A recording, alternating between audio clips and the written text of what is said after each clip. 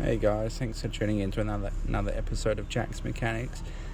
Today just going to show you how to set the clock on this Ford Falcon. This is a BF Series 2, but it's the same for your pretty much 2000 model BAs and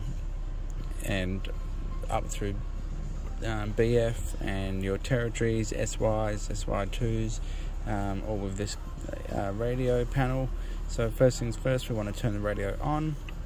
And we see that, we'll just turn the radio down and wait for that volume to go away. Hit the menu button, cycle through to clock. We've got clock on the screen, hours will start flashing.